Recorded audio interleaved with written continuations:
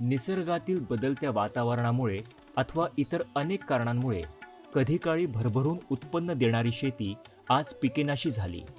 शेतकरी कष्ट तर खूप करतो, पण जीवनमान उंचावण्या इतपत आर्थिक नफा त्याला शेतीतून मिळत नाही. मग यावर उपाय काय?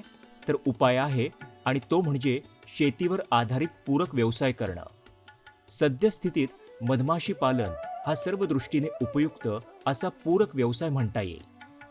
मधमाशीची शारीरिक रचना परागकण वाहून नेण्याकरता अनुकूल असल्यामुळे त्यांच्याद्वारे अतिशय उत्तम परागसिंचन होतं. त्यामुळे झाडांवरील फळांची संख्या आणि शेतातील उभ्या पिकांच्या उत्पादनाबरोबर गुणवत्ता कितीतरी अधिक पटीने वाढते. मध, मेण, प्रॉपेलिन, रॉयल जेली असे उपयुक्त पदार्थही मिळतात. म्हणजे मधमाशी पालनासारख्या पूरक व्यवसायामुळे दुहेरी फायदा होतो. परागीभवनासाठी मदत करणारे अनेक घटक निसर्गात आहेत. उदाहरणार्थ, फुलांवर उडणारी फुलपाखरं, फुलांभोवती अखंड गुंजारव करणारा भोंगा आणि फुलांभोवती गुणगुणणाऱ्या मधमाशा ही दृश्य आपल्या चांगल्याच ओळखीची आहेत. पण या कीटक वर्गातील मधमाशी तिच्यापासून आपल्याला मध मिळतो म्हणून जास्त परिचित आहे. चांगला मध संकलनासाठी निसर्गात आढळणाऱ्या जाती आणि त्यांच्या वसाहती याविषयी जाणून घेऊया दापोलीच्या डॉक्टर बाळासाहेब सावंत कोकण कृषी विद्यापीठाच्या कृषी कीटकशास्त्र विभागाचे प्रमुख डॉक्टर A.L. नरंगलकर यांच्याकडून. आज आपण शेती आणि शेतीशी निगडीत जे पूरक व्यवसाय आहेत त्याविषयी, विशेषतः मधुमक्षिका पालन हा विषय आज आपण पाहणार आहोत. मधुमक्षिका पालन आपल्याला माहीत आहे शेतकरी बंधूंनो, की भारत हा कृषीप्रधान देश आहे आणि कृषीप्रधान देश असूनसुद्धा जी आर्थिक कणा आहे हा सुद्धा शेतीवर आधारित आहे. आज पाहतो की आपण भारतामधील जवळपास 60% लोकसंख्या ही शेती आणि शेतीवर आधारित विषयावर अवलंबून आहे. तसं पाहिलं तर भारतीय कृषी अनुसंधान परिषद यांच्यामार्फत जो सर्वेक्षण झालेलं आहे त्यामध्ये त्यांनी असं निदर्शनास आलेलं आहे की जवळपास 70 लाख या मधमाशांच्या कॉलनीज, वसाहती आपल्याला ज्या 12 पिकं आहेत त्यामध्ये परागीभवनासाठी, परपरागीभवनासाठी त्यासाठी 70 लाख वसाहती आपल्याला लागणार आहेत. परंतु आज आपल्या देशाची जर परिस्थिती पाहिली तर आपल्या देशामध्ये जवळपास 35 लाख मधमाशांच्या वसाहती उपलब्ध आहेत. असं पाहिलं तर आपण महाराष्ट्राचा जर विचार केला तर महाराष्ट्रामध्ये आत्तापर्यंत आपण पाहतो की जवळपास 5 लाख मधमाशांच्या वसाहतीची आवश्यकता आहे. परंतु तेवढं पाहिलं तर तेवढ्या वसाहती आपल्या महाराष्ट्र राज्यामध्ये उपलब्ध नाही आहेत. आज आपण पाहतो आहे की शेतकरी बांधवांना काही पिकं अशी आहेत की ती मधमाशाशिवाय परपरागीभवन होऊ शकत नाही. तर आपण पाहिलं तर असंही म्हटलं जातं की जवळपास मानवी जर आपण इतिहास पाहिला तर डार्विनने असं सांगितलेलं आहे की जवळपास या जगामध्ये मधमाशा जर नसल्या तर जवळपास 4 वर्षापर्यंतच आपण मानवजात ही जगू शकते. कारण आपण पाहतो की जी जंगलं आहेत किंवा ज्या वनस्पती आहेत अशा सर्व वनस्पती ह्या आपण पाहतो की या मधुमक्षिका पालनाच्या परपरागीभवनावर अवलंबून आहेत. अवेळी येणारा पाऊस, त्यानंतर ऊन, उन्हाळा, पावसाळा हे सर्व ऋतू जे आहे ते बदलत चाललेले आहेत. अशा परिस्थितीमध्ये जो व्यवसाय आपल्याला करायचा आहे तो अतिशय उपयुक्त असा व्यवसाय जर कोणता असेल तर तो मधुमक्षिका पालन आहे. आज बरेचसे असं संशोधन झालेलं आहे की या संशोधनाअंती असा निष्कर्षास आलेला आहे की जे परपरागीभवनासाठी ज्या मधमाशा वापरल्या जातात त्या आपण मधासाठी तर आहेतच आणि परपरागीभवनासाठी सुद्धा शेतकऱ्यांना आपण या मधमाशा त्या शेतामध्ये ठेवू शकतो. अशा पद्धतीने हा एक कृषीपूरक व्यवसाय म्हणून मधुमक्षिका पालन आज आपण करू शकतो. आज आपण पाहतो की आपल्या राज्यामध्ये किंवा देशामध्ये ज्या मधमाशा आहेत त्याच्या विविध जाती आहेत. या जवळपास डंक मारणाऱ्या ह्या 3 जाती आहेत. त्याच्यामध्ये ॲपिस मेलिफेरा आहे, ॲपिस सिरांडा इंडिका आहे, ॲपिस डॉर्साटा आहे आणि ॲपिस फ्लोरिया. या आपल्या देशामध्ये जे ॲपिस सिराना इंडिका, ॲपिस डॉर्साटा आणि फ्लोरिया या निसर्गामध्ये आढळून येणाऱ्या वसाहती आहेत. आपण जर ॲपिस सिराना इंडिका जर पाहिलं, त्याला आपण एशियन बी म्हणतो. ही जी एशियन बी आहे आपल्या भारत देशामध्ये सगळ्या राज्यामध्ये आपल्याला जवळपास पाहायला मिळते. याच्या जर वसाहती आपण पाहिल्या तर झाडाच्या ढोलीमध्ये ते राहतात, किंवा वारुळ असतील तर वारुळामध्ये त्या राहतात, किंवा गुहा ज्या आहेत किंवा केव्ज आहेत, या केव्जच्या ठिकाणीसुद्धा या मधमाशा आपल्याला आढळून येतात. अशा प्रकारे हे ॲपिस सिराना इंडिका आपल्या देशामध्ये सर्व बाजूने आढळून येते. जे ॲपिस डॉर्साटा आहे, आग्या मोहोळ म्हणतो, हे उंच बिल्डिंग असतील किंवा उंच झाडं असतील किंवा जंगलामध्ये या मोठ्या प्रमाणात आढळून येतात. आपण काही ठिकाणी असं पाहतो की एका एका झाडावर 20 ते 25 वसाहती या ॲपिस डॉर्साटाच्या आपल्याला पाहायला मिळतात. हे निसर्गाचं वैभव आहे, मधमाशा असणे निसर्गाचं वैभव आहे. म्हणून अशा पद्धतीनं जर आपण पाहतो की उत्तर भारताचा जर विचार केला तर उत्तर भारतामध्ये ॲपिस मेलिफेरा या युरोपियन जातीच्या जी मधमाशी आहे, ही मधमाशी पालन शेतकरी करतात आणि मोठ्या प्रमाणामध्ये 1965 नंतर आपल्या देशामध्ये ही मधाची क्रांती झालेली आहे. आज पाहतो की पंजाब राज्य असेल, बिहार राज्य असेल, यामध्ये मोठ्या प्रमाणात या मधमाशीच्या वसाहती ॲपिस मेलिफेरा या वापरल्या जातात आणि त्यामुळं उत्पादनामध्ये शेतकऱ्यांच्या वाढ झालेली आहे. अशा पद्धतीनं शेतकरी बंधूंनी आपण जर मधुमक्षिका पालन केलं तर आपल्याला अतिशय उपयुक्त शेतीला पूरक उद्योग म्हणून मिळू शकेल आणि चांगला फायदा होऊ शकेल. त्याचबरोबर परपरागीभवनामुळं आपल्या उत्पादनामध्ये, शेतकऱ्यांच्या उत्पादनामध्ये वाढ होईल. मधुमक्षी पालन व्यवसाय म्हणून करताना सर्वात महत्त्वाचं म्हणजे मधमाशांना मधुबनात ठेवलेल्या पेटीत आवश्यक नैसर्गिक जागा मिळायला हवी. मकरंद आणि पराग गोळा करण्यासाठी तिला सहजगत्या पेटीतून बाहेर पडता यावं इतपत त्या उंचीवर ठेवायला हव्यात. आपण सूर्यफुलासारखं जर पीक घेतलं तर सूर्यफुलामध्ये जवळपास 200% वाढ होते. कांद्याच्या पिकामध्ये सुद्धा 133% वाढ होते. नारळामध्ये 200% वाढ होते. हे जी पिकं आहेत, या परपरागीभवनामध्ये या मधमाशाचा अतिशय महत्त्वाचा सहभाग आहे.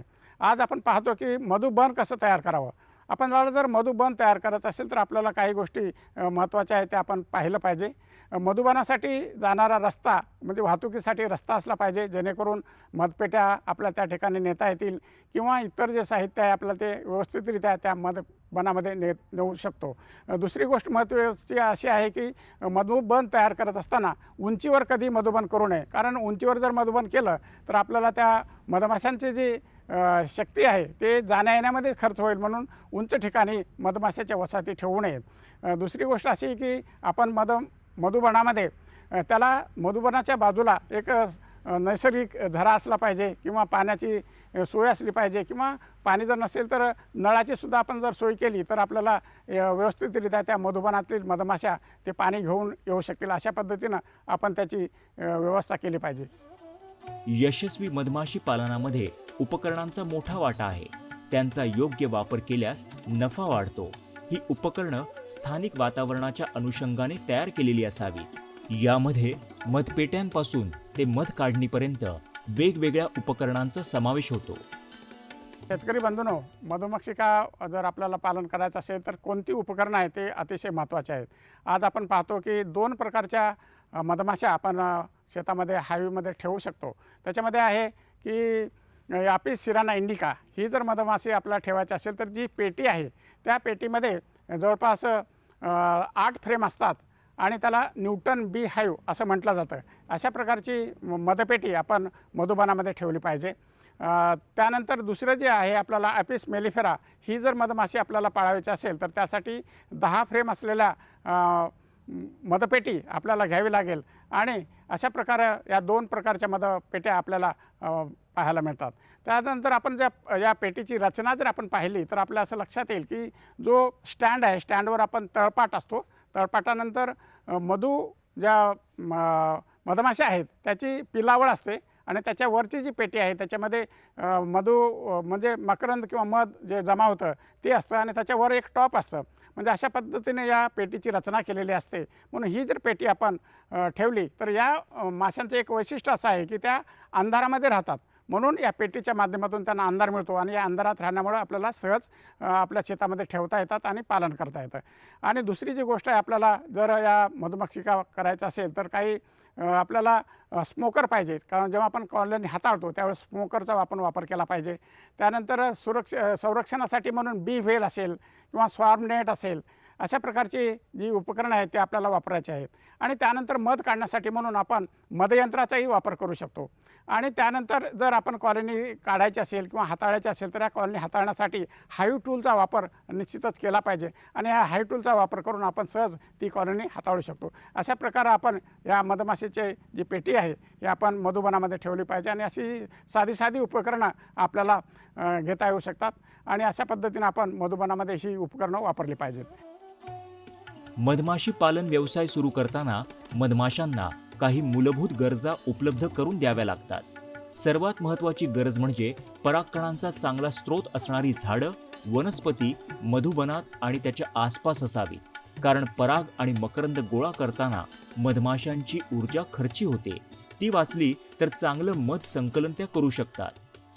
वातावरणातील बदलाचा शिवाय त्यांच्या शत्रूपासून संरक्षणाच्या उपाययोजना करायला हव्यात, जेणेकरून मधमाशांना त्यांच्या कार्यात कुठलाही अडथळा येणार नाही. म्हणून मधुबनात मधपेटी ठेवताना काळजी घ्यायला हवी. मधुबनामध्ये मधुपेटी ठेवत असताना कशा प्रकारची काळजी घ्यायला पाहिजे हे आपण पाहूया. कारण जी मधमाशी आपण मधपेट्या ठेवणार आहोत ती जागा जी आहे ती जागा ही समपातळीवर असली पाहिजे किंवा उंचावर असू नये. ही एक आपण सुरुवातीला काळजी घेतली पाहिजे. मधमाशीची पेटी ठेवत असताना मधुबनामध्ये आपल्या परिसरातील म्हणजे मधुबनाच्या परिसरातील 1 ते 1.5 किलोमीटर अंतरामध्ये ज्या काही उमलणाऱ्या फुलं असतील किंवा वनस्पती असतील याचा अभ्यास करावा. त्यानंतर त्याचं एक बी कॅलेंडर आपण तयार करावं. जसं आपण जानेवारी फेब्रुवारी अशा प्रकारचे महिने असतात याप्रमाणे जर कोणत्या महिन्यामध्ये कुठली फुलं उमलतात याचं एक आपण कॅलेंडर तयार करावं आणि त्यानंतर आपल्याला त्या कॅलेंडरमध्ये कुठल्या महिन्यामध्ये कुठली फुलं येतात हे आपण नोंदवून ठेवावं. निरीक्षण घेणं अत्यंत महत्त्वाचं आहे. त्यानंतर जेव्हा आपण मधपेटी ठेवतो किंवा मधुबनाजवळ बाजूला निसर्गाचा जर एखादा झरा वाहत असेल तर ते अतिशय उत्तम आहे असं आपण समजावं किंवा झरा नसेल तर त्याला पाण्याची सोयसुद्धा आपण करावी, जेणेकरून या मधमाशांना पाणी जे लागणार आहे ते जवळच त्यांना मिळेल. त्यानंतर जे मधमाशा आपण मधुबनामध्ये ठेवणार आहोत हे जे शासकीय कार्यालय असतील किंवा जे कमर्शियल बी कीपर्स असतील यांच्याकडूनच त्या मधमाशांच्या कॉलनीज आणल्या पाहिजे आणि त्या आपण मधुबनामध्ये ठेवल्या पाहिजे. मधुबनामध्ये कॉलनी ठेवल्यानंतर जेव्हा पहिल्यांदा आपण मधुबनामध्ये कॉलनी ठेवतो तेव्हा आणल्यानंतर त्याला पहिला 1-2 दिवस तरी साखर पाणी देण्याची अत्यंत आवश्यकता असते. कारण नवीन ठिकाणी त्या आलेल्या असतात म्हणून त्या इकडे तिकडे फिरतात. म्हणून आपल्याला पहिल्या 2 दिवसामध्ये साखर पाणी त्या मधुमक्षिका पालनासाठी आपल्याला त्या आवश्यक आहे. त्यानंतर आपण जेव्हा सीझनप्रमाणे जसं आपण बदलत जातो की उन्हाळा असेल किंवा हिवाळा असेल किंवा प्रत्येक वेळेस आपल्याला त्या मधमाशांची आपल्याला काळजी घ्यावी लागेल. समजा पावसाळा असेल तर पावसाळ्यामध्ये ज्या आपला कोकणचा जर विचार केला तर अतिवृष्टी असते. आता अतिवृष्टी भागामध्ये आपण पावसाळ्यामध्ये या ज्या कॉलनीज आहेत त्या आपल्याला सुरक्षित ठिकाणी ठेवल्या पाहिजेत किंवा जर शक्य असेल तर या कॉलनीज ज्या आहेत आपल्याला घाटमाथ्यावर किंवा जवळच्या जिल्ह्यामध्ये आपल्याला त्या एका ठिकाणून दुसऱ्याकडे हलवावे लागतील आणि पावसाळा संपल्यानंतर पुन्हा त्या मधमाशा आपण येथे आणून ठेवू शकतो. समजा जर आपण मधमाशाच्या पेट्या ठेवल्या आणि त्याला जर मकरंद किंवा फुलोरा किंवा परागकण जर मिळत नसतील तर अशा वेळेस आपण त्याला साखर पाणी देणं अत्यंत आवश्यकता आहे. जेव्हा आपण उन्हाळ्याचा विचार करतो उन्हाळ्यामध्ये जेव्हा तापमान वाढतं तेव्हा या मधपेटीचं तापमानसुद्धा वाढत असतं मधपेटीचं. म्हणून आपण त्यावेळेस काय करायचं की एखादा गोंडपाट असेल तर त्या मधपेटीवर टाकावं जेणेकरून त्यांना ओलावा मिळेल. पण निसर्गातच या मधमाशांना अशी निसर्गाने दिलेलं आहे की एक वरदान आहे की त्या मधमाशा बाहेर जाऊन पाणी आणतात आणि पाणी आपल्या कॉलनीमध्ये शिंपडतात आणि पाणी शिंपडल्यानंतर जेव्हा ते फॅनिंग करतात आणि त्यामुळं त्या मधपेटीमध्ये जे तापमान आहे आणि निसर्गामध्ये जे तापमान आहे ते 5 डिग्री सेल्सिअसने कमी होत असतं. अशा प्रकारे त्या मधमाशा आपल्या कॉलनीमधलं जे टेम्परेचर आहे ते मेंटेन करत असतात. आणि समजा पावसाळ्यामध्ये जर आपण पाहतो की पावसाळ्यामध्ये काही किडे मेनकिडा वगैरे लागतो तर अशा वेळेस कॉलनी जी आहे आपण जेव्हा मधुबनामध्ये एखादी कॉलनी ठेवतो तर दर आठवड्याने या कॉलनीला आपण निरीक्षण घेतलं पाहिजे, ते साफसफाई केली पाहिजे, त्याचा जो बॉटम बोर्ड आहे ते आपण साफ केला पाहिजे. तर आपल्या लक्षात येईल की आपली कॉलनी जी आहे ती अतिशय सुरक्षित आहे. अशा पद्धतीने आपण या मधपेटीची आपण मधुबनामध्ये काळजी घेतली पाहिजे.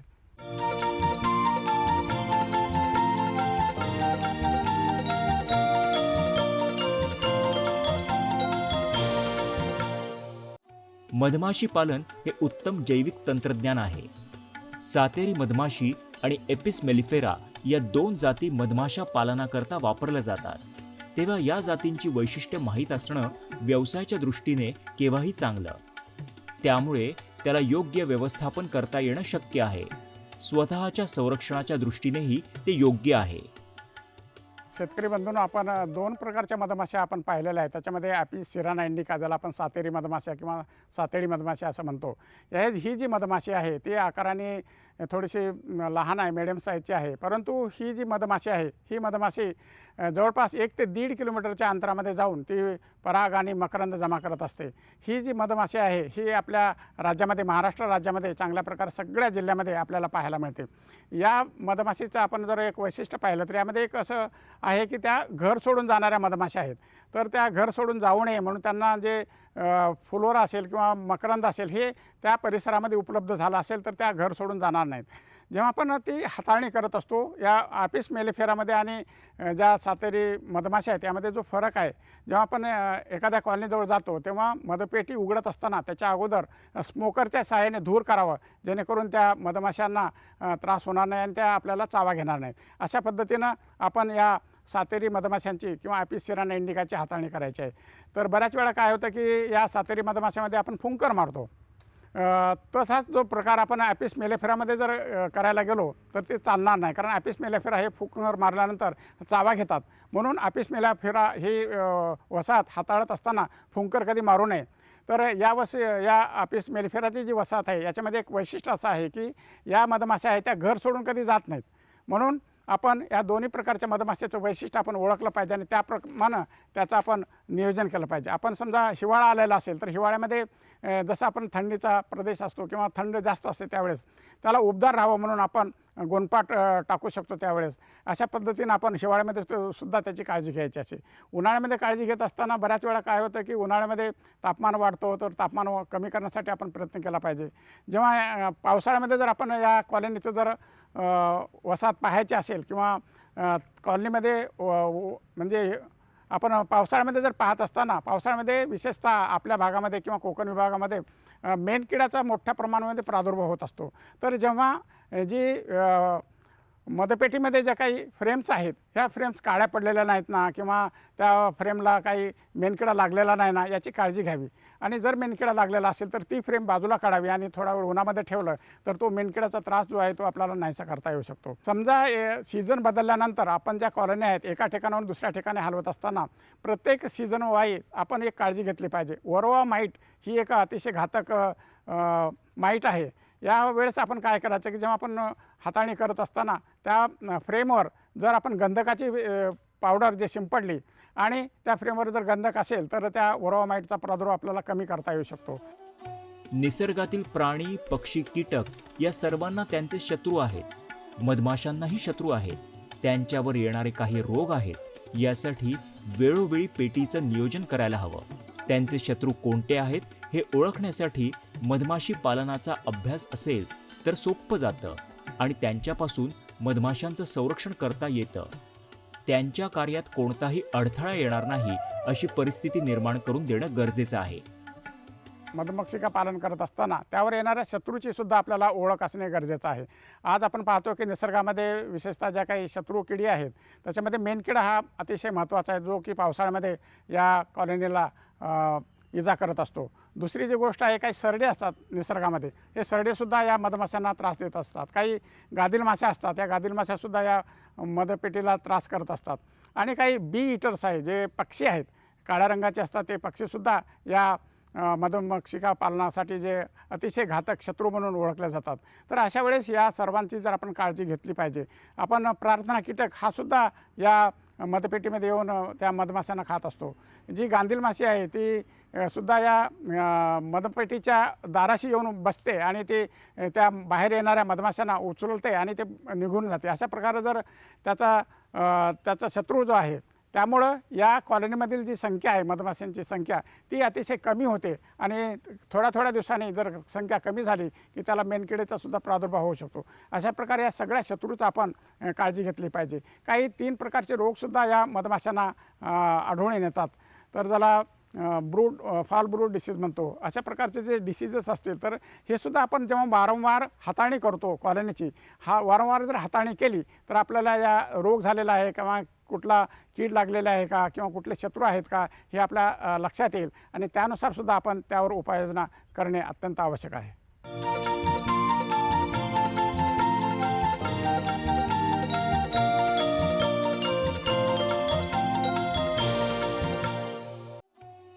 आजकालच्या बदलत्या हवामानाच्या काळात आर्थिक उत्पन्न फक्त शेतीकडून अपेक्षित करणं खूप चुकीचं आहे.